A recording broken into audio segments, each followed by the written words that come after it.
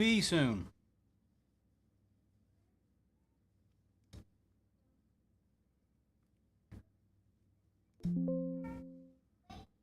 All right, we're back up on YouTube. So if you are on YouTube and it dropped there, I apologize. And I know that luckily Facebook's a little bit more resilient when it comes to these moments where I drop internet. But we are back up and running again. And I will keep fighting the hard fight against internet and technology.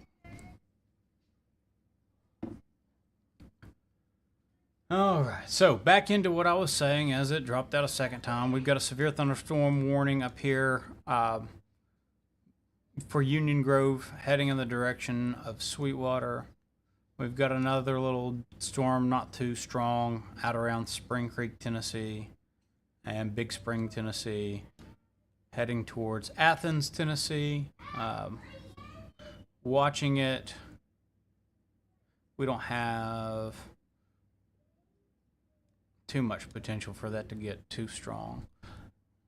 A little bit further north, kind of near the outside of my coverage area up here, but today I'm not really super worried about it.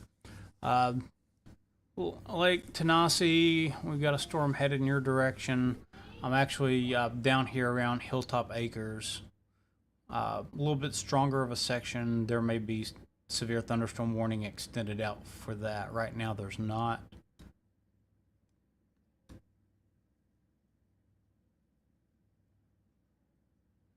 Fredonia Mountain and Dunlap. So let's go back to Dunlap. Down here. So right now for Fredonia, it's all pretty much staying to the north, but we are going to have those storms kind of work their way a little bit more towards you here, probably in about, I'd say probably around 5 o'clock.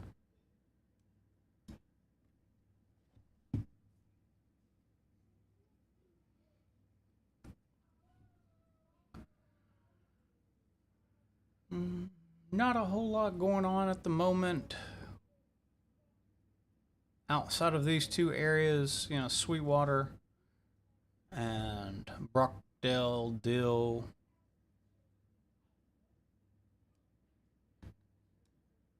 Not a lot of development down here in Georgia. We've got some small spotty storms pushing their way out of the coverage area. But again, we're looking at a little bit more development tonight. On the bright side, I will say we have seen some indicators that storm conditions may be a little bit weaker than we saw in the midday run.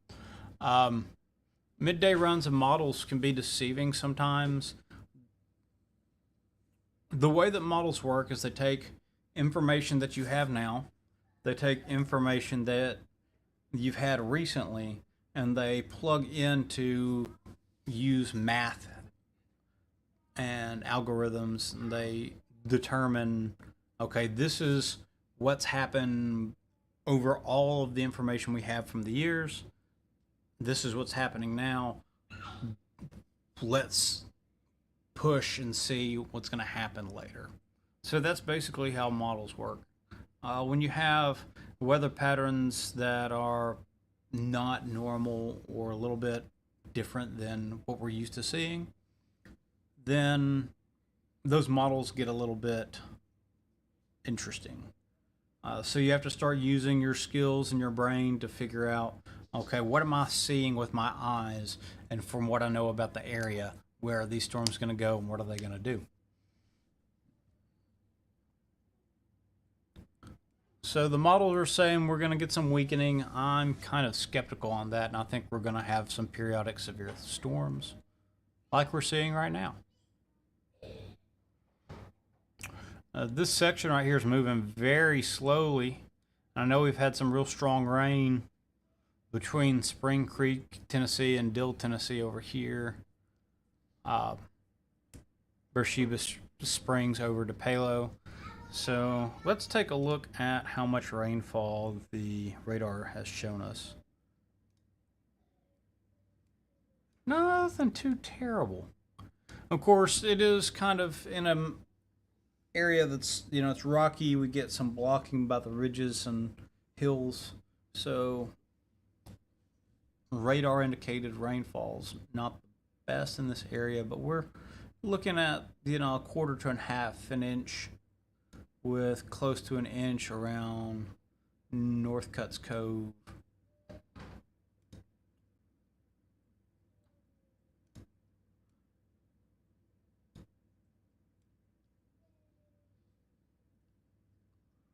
All within about an hour. So that's a pretty tolerable rainfall rate. Where we really start worrying about significant flooding is when we get into the 2 to 3 inches per hour rates.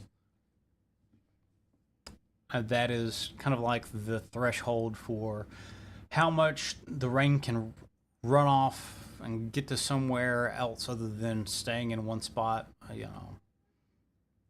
It starts building up and overcoming the streams and causing all of those issues.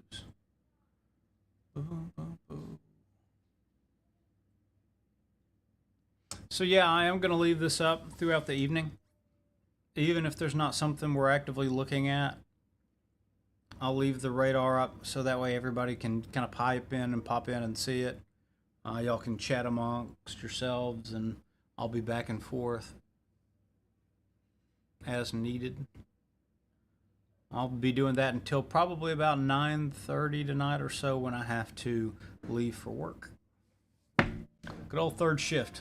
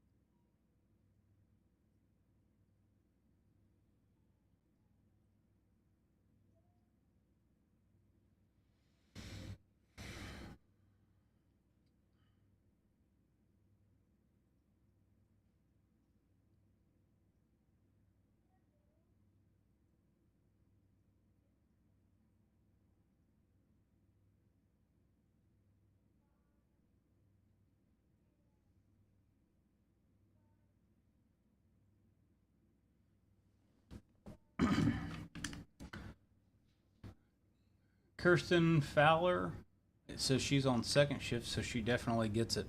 Man, second shift is tough too. Uh, Especially if you have kids. Second shift pulls you away from a lot of the like after school stuff. And so I feel you for that. Second shift, you get a little bit more sunlight and a little bit better darkness at sleep. So everything's got it straight off. And Kirsten, I hope I am saying your first name right. I know there are a couple of different pronunciations. There's Kirsten, that's Kirsten, there's Kirsten, and I want to say people's names right, just like I try to say towns' names right. I don't always get it right, but I try.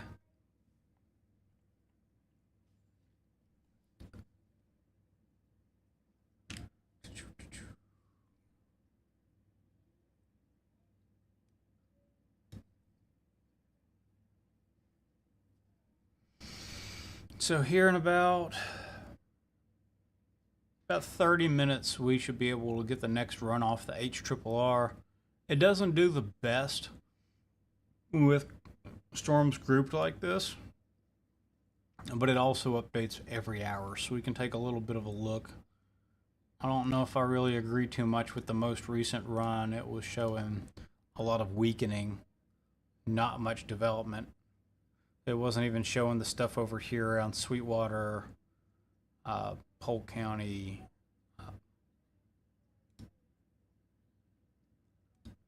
Make sure this thunderstorm warning hasn't changed. Why?